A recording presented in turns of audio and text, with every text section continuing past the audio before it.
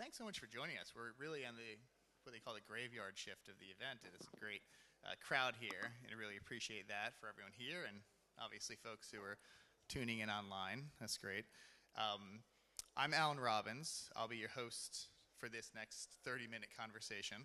I'm co-founder and executive vice president of DevX, which is the media platform covering sort of global development issues.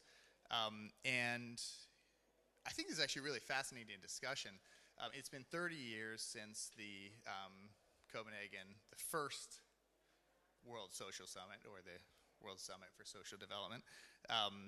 And in that time, that 30 years, so much has changed. We were just speaking. We were both in university at the time. DevX didn't start. At DevX, we sort of consider ourselves an old organization at this point. We didn't start for another 5 years. And it's just changed so much. And in many ways, some of these changes have been good. There's been a lot of good that's gone on in the past 30 years. Extreme poverty is way down. You have, women and girls' health and education, other things are way up. There's mostly a consensus on the need to fight climate change and sort of address some of those impacts.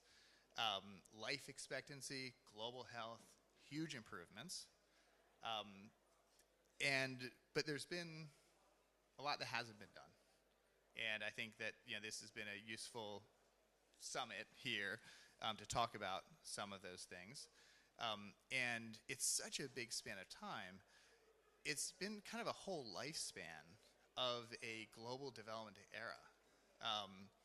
USAID did exist 30 years ago, but it came up and now it's gone. And you see the whole era of sort of like, let's call them the OECD DAC countries of going up and growing their development budgets and now decreasing their development budgets. So a whole era has come and gone. How do we kind of build on the gains of the past 30 years, but then also, keep those gains, but then also build on them? And one of the key things is that once again, or as always, young people are going to have to play a massive role in this. So one of the things that we're going to be talking about today is how young people did this 30 years ago and how young people can do this today. And we've got a great panel here to talk about that. Here I'm joined by this great cross-generational group. I'm firmly in the first set here. But we have Bjorg Sancher, who is the Assistant Secretary General for Policy Coordination at UNDESA and was also a youth activist in Copenhagen 30 years ago. We have, next to her, Veronica Novotná, who is European Union Youth Delegate to the Doha Summit. We have Ashka Mikdar, who is founder of Aurora Impact and co-chair of UNESCO's SDG 4 Youth and Student Network. And Neil Pierre, who is former ambassador of Guyana to the UN and coordinator of the Group of 77 in China, but was also a young diplomat 30 years ago in Copenhagen. So please join me in thanking this great panel for being with us today. All right, no, we haven't started yet, but that's a good preliminary clap there. Bjorg, I'm going to start with you here. You were a youth activist in Copenhagen 30 years ago. I would love to hear, I'm sure everyone else would love to hear about what that meant and how that shaped your journey. It meant a lot. In 1995, the world felt completely open to those of us who were young and who were students at the time. The Cold War that we had grown up with was over. The optimism was amazing. We just felt that we were on this wave of promoting democracy and human rights, and our activism was about spreading this and working with young people from all over the world in promoting that. New opportunities were opening up to connect more with young people from other parts of the country, other parts of our region, but also other parts of the world. And it came together. There were a series of big UN conferences, and the Social Summit in Copenhagen in '95 was was one of them, and 14,000 activists, not all of them young people, but still 14,000 activists came to Copenhagen to get together and discuss and plan and strategize around how we would, again, promote this. I don't know if I want to call it a revolution, but to promote the growth of democracy and spread human rights globally. So for me, it was very important in that I learned a lot from all the other young people that I met there. I was already interested in working in international development, but it certainly gave inspiration and direction to some of that thinking.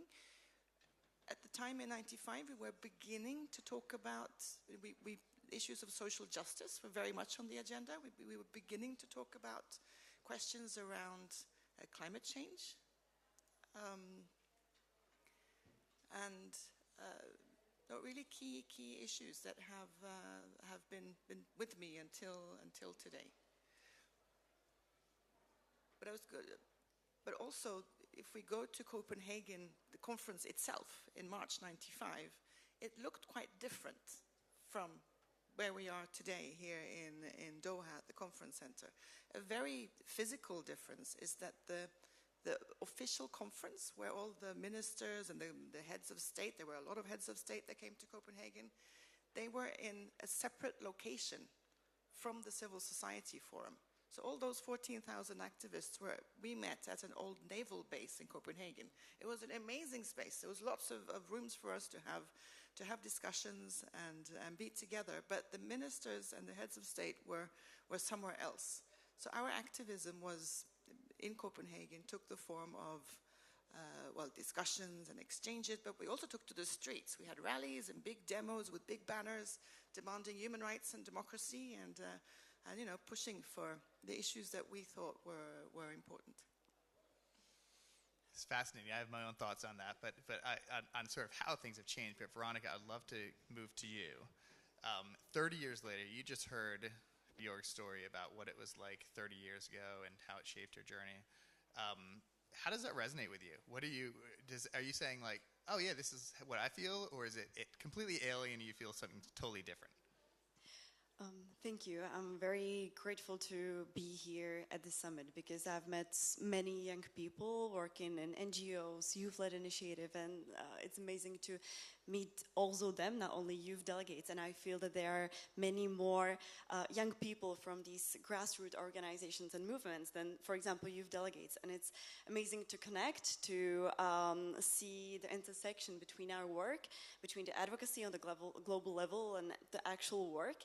I think there's also a space to include more of them because we need youth voices and we need as much of them as possible. And the biggest criteria should be to have them as much diverse as possible. And I think that, for example,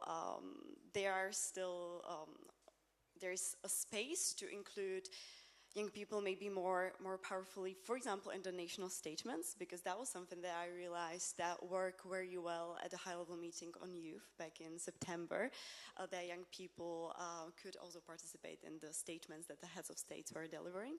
And I think that sparked a really good practice that we could then replicate more and more.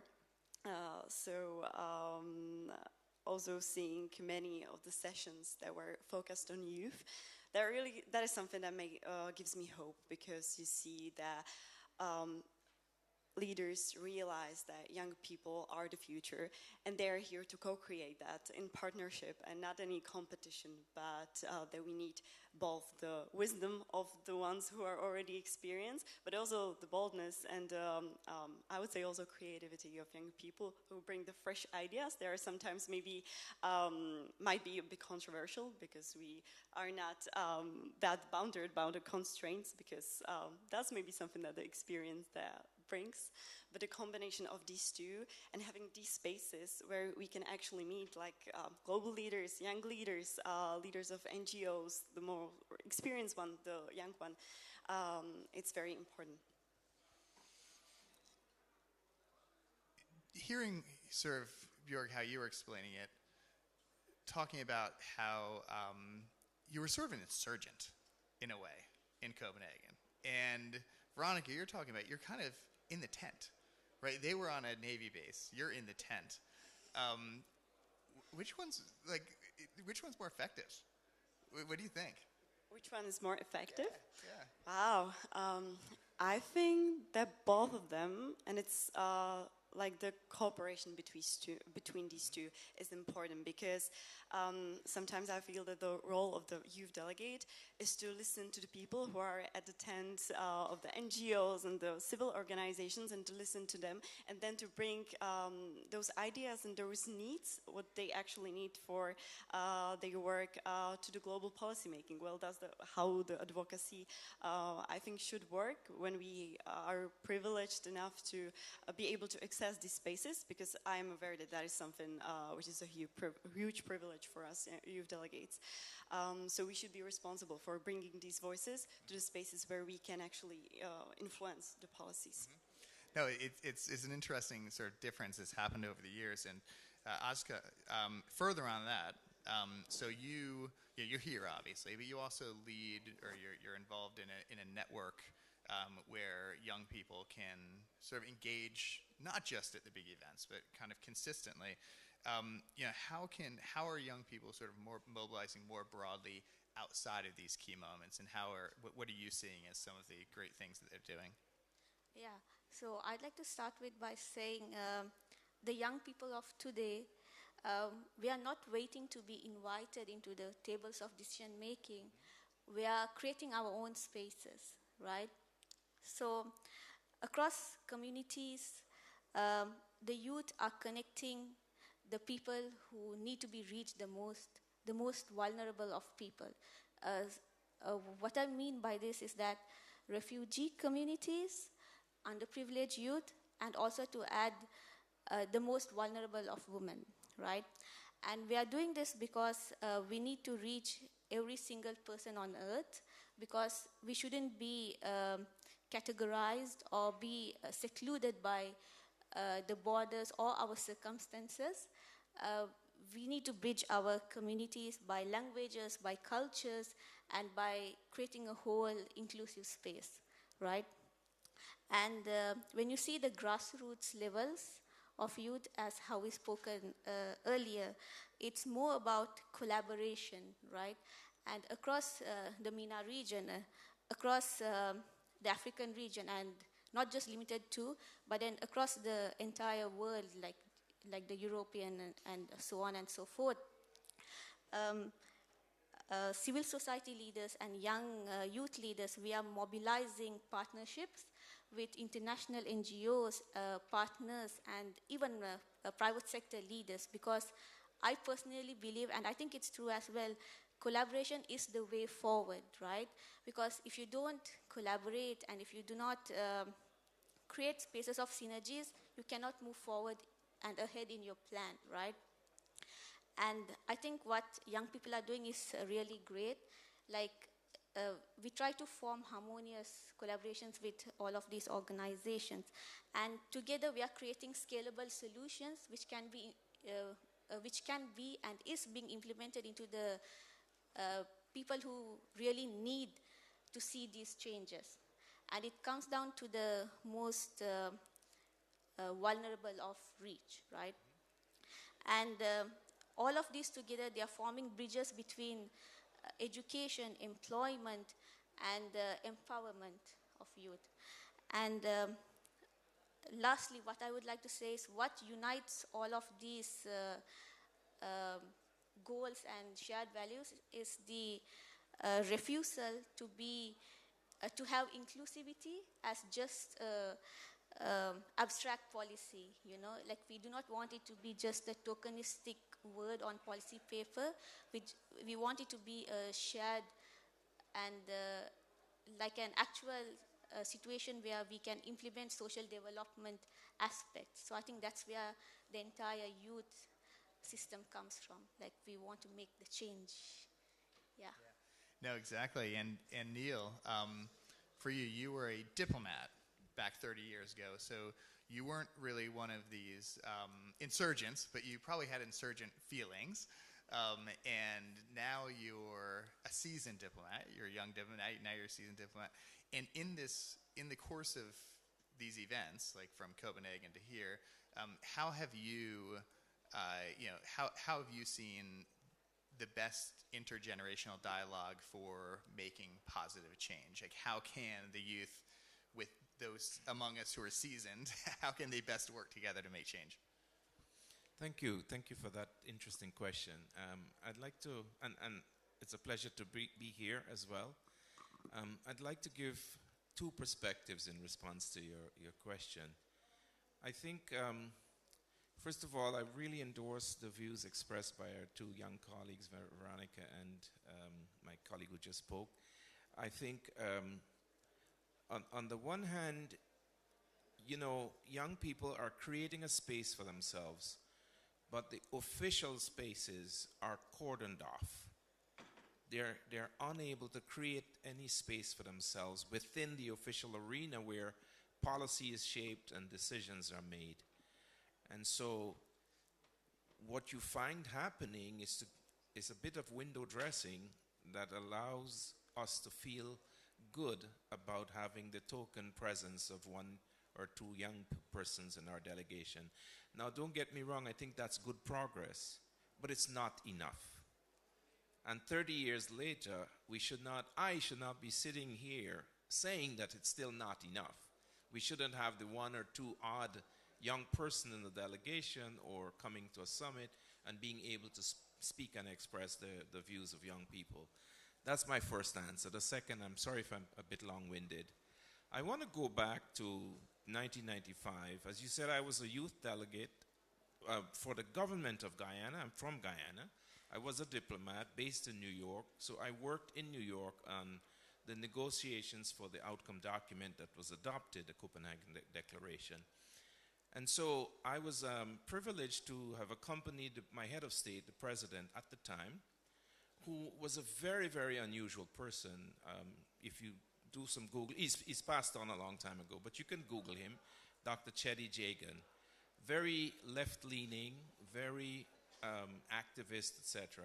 But it gave me a proximity to him that I would not have had in any other way, and not many other young persons at the time, regardless of where you stood, had that proximity. But that meant that we had real conversations.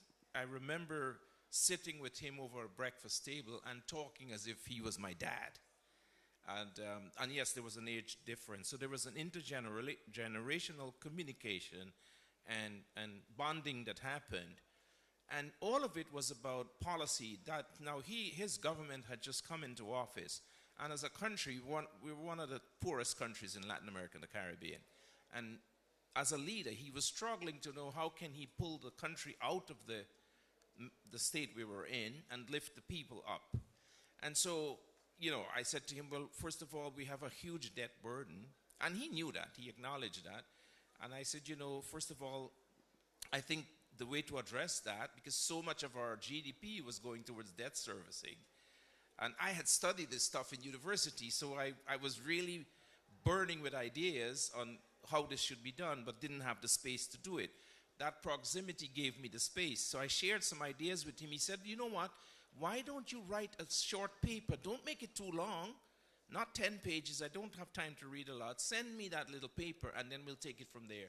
I wrote him 3 pages, and I think I still have those 3 pages, and gave them to him.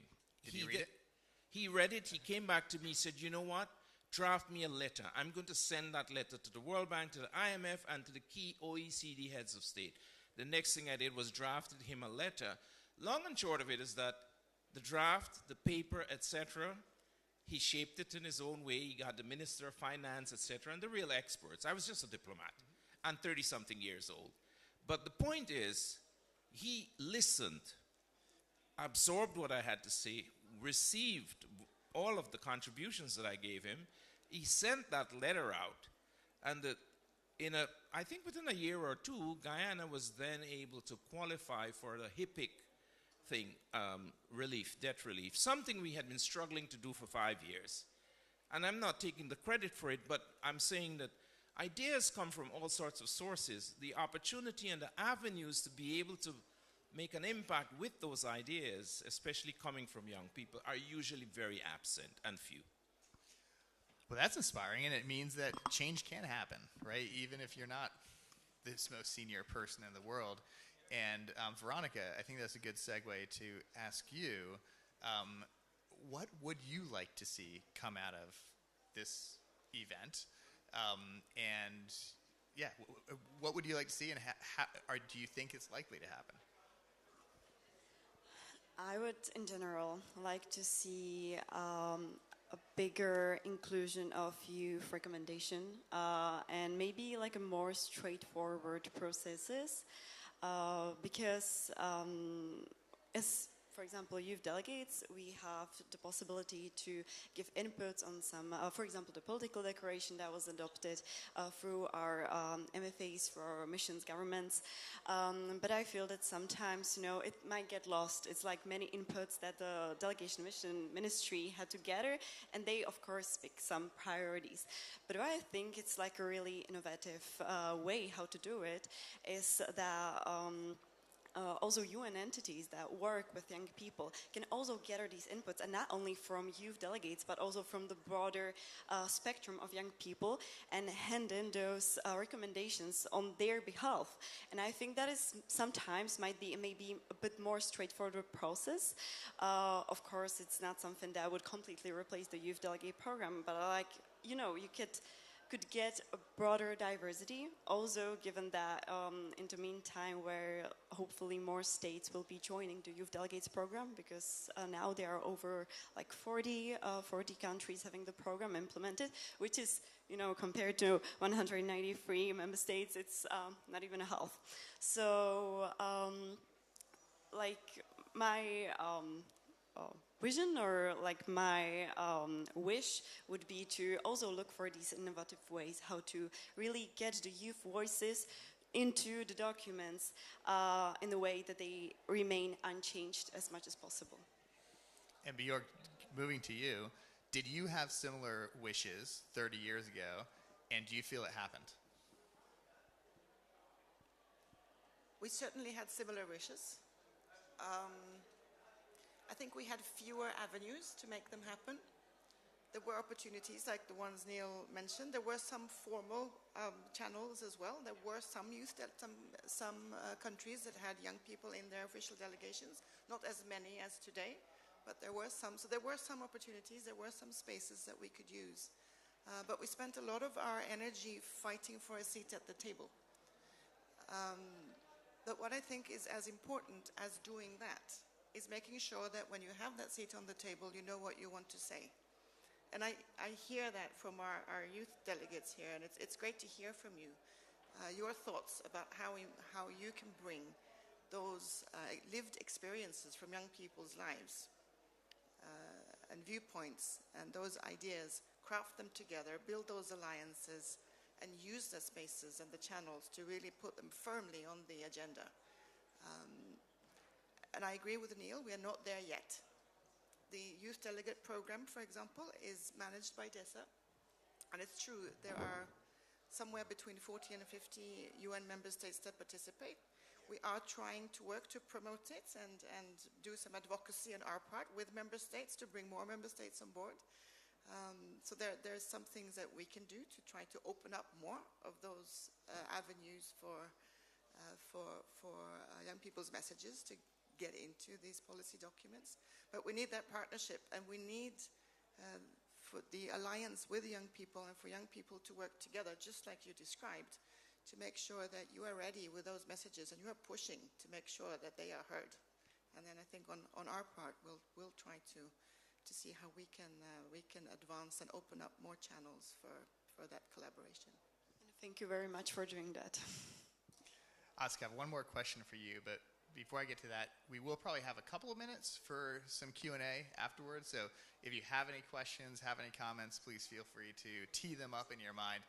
But I'll sort of end this part of the program with you, Oscar, and ask you, what role do you think intergenerational solidarity can play in achieving the SDGs? And I'll preface this by saying The SDGs weren't around 30 years ago. The MDGs weren't even around 30 years ago. So that's been an achievement in and of itself. But what do you think intergenerational solidarity can play to help achieve them over the course of the next 5 years and beyond? Yeah, sure. As I mentioned earlier in my previous question, I really believe that collaboration is the way forward for all of us to progress in our SDG targets. And I would like to say that in intergenerational solidarity also, it is a way of collaboration. But speaking of now how we are moving forward, we need to take intergenerational solidarity as a way of strategy, right? Because it has to be in our roadmaps, and the SDGs isn't just fixed on one generation. It's a way of roadmaps to all the generations that come from the past, the present, and the future, right? Yeah. And the youth of today, what we bring to the table are fresh ideas, the perspectives, and the knowledge and the energy, like the fresh, buzzing energy. But the people from the past, like our two wonderful Copenhagen delegates here, they bring the wisdom, right, that we cannot replace. They bring the wisdom, the structures, and the policies, and they are the ones who created the platform that we stand on here today, right? So without them, we wouldn't have this platform that we're standing on. So we need to have the best of both worlds, and that is when you can collaborate, as I would stress on this. Yeah, and that's when you can collaborate and have a harmonious synergism to move forward. So I think intergenerational solidarity has to be a way of how we progress better. Yeah. I love it. Wisdom plus passion equals SDGs, right? Okay, any questions or thoughts from the audience here? Go ahead. Do we have a mic in the audience? Oh, okay. Great. Oh, here, I can. I've got it. Thank you. Hi, good afternoon. My name is Ilan Enverga. I'm from the Philippines, and my question is based off of, thank you, by the way, for this wonderful panel. My question is based off of, I think, a lot of feelings of many young people when it comes to these high-level political events. They're wonderful, they're beautiful, they look well-resourced, and we really enjoy them. But the question is really what happens after. And I'd love to ask our panel what your wish is with regards to how we can define mechanisms and structures that ensure accountability of the declarations that are being made from these types of spaces, and how can young people be integrated into those accountability mechanisms? Thank you. Thank you. Anyone else? We can take a couple here. Anyone else have a question? You got it. Okay. Hi, my name is Tanatsa. Thank you so much for this panel. It's really inspiring and it's really great. My question is based on what you said about how, it's not enough to just have one or two youth delegates. That's not enough, and these things shouldn't be tokenistic in nature. So I'm wondering, how do you think we can make the engagement a bit more meaningful? Do we want multiple youth delegates? What then becomes enough? It is a great step, don't get me wrong. It's lovely to have young people being represented on these platforms. It's amazing. But how do we ensure that, the representation is actually, breaking barriers or the ice ceilings, so to say? Both great questions. So we have a question on how do we make sure that ensure accountability from these sorts of events, and then also how to make youth participation meaningful. Anyone want to take one or both of those? Neil? Okay. These are excellent questions, and I'm not sure I have all the correct answers, but I do want to venture a couple of answers. First of all, I think there are different ways and multiple approaches that have to be used. The two questions are actually related and similar. One is about follow-up and accountability and making real change, and the other is about giving meaning to the idea of, having youth at the table instead of the token representation. Now, I think one way I would say is There's the formal and there's the informal. Young people have got to continue to be active and to push, place pressure for change. If you don't do that, and part of that is what is already being done. You organize, you march, you demonstrate, you advocate, whatever it is you have to do. And a lot of that is being done, but it really needs to be continued. The other way, of course, is through the formal channels. I think, you take this conference, for example, this summit. It is embedded by a legislation of the General Assembly. Young people are typically not present there. It's their diplomatic representatives in New York, most of whom are of a certain age. Let's face it. Now, what has to be done is, if that pressure then is embedded at the national level, that whatever you do in New York, as an example, should take fully into account young and marginalized communities' representation and voice. That's how it begins, because part of the process here would have gone a bit differently, as Copenhagen did, because in Copenhagen, civil society and young people were engaged in the process from start to finish. They were involved in shaping the negotiations for the outcome document. They contributed ideas, etc. That did not happen very much on this occasion, because of the legislation that was adopted to have this summit. And so, it starts from the bottom of the country, the local and the country level. It goes up to your government and your ministries of foreign affairs, etc. It has to be an issue of policy, a deliberate policy decision, and then it must be enacted. The policy must gain life in forums like the General Assembly, when negotiations are happening for a resolution to have anything done. If it's the SDGs or the ECOSOC Youth Forum or whatever it is, it has to become formally embedded in these processes. And then the follow-up also has to be done in a similar way, from the feedback loop at the top, out of the summit, down to the government level, where it's cabinet that takes decisions on policies, legislations, etc., and for the implementation to be done by line ministries, by community groups, and by the support of the private sector and all other stakeholders. So that's how I see it. Great. And we have about 30 seconds left. Björk, do you want to close this out with 30 seconds? No, the three issues that came out of Copenhagen: poverty eradication, decent work and full employment, and inclusive social development. We have made progress, but unfortunately, we haven't. We're not where we should be, and new challenges have emerged that we've discussed here in Doha. And I think we need partnerships to be able to resolve this. And the question on accountability, I think, is a great one, and that Neil is absolutely right. But I am thinking, I think we have a good outcome document out of Doha, but it means nothing if it doesn't make that change in people's lives and in communities that we're all looking for. Governments are accountable for the commitments that they've entered into here, and it's important that civil society and young people hold governments to account and partner with governments to make that change that we are all looking for. Great. Well, we could be here for the next hour, I'm sure, with this conversation. I think it's been a fascinating conversation, but we do have to end it. Thank you all for joining, and thank you all for joining both in person and online, and I hope you can all keep the conversation going.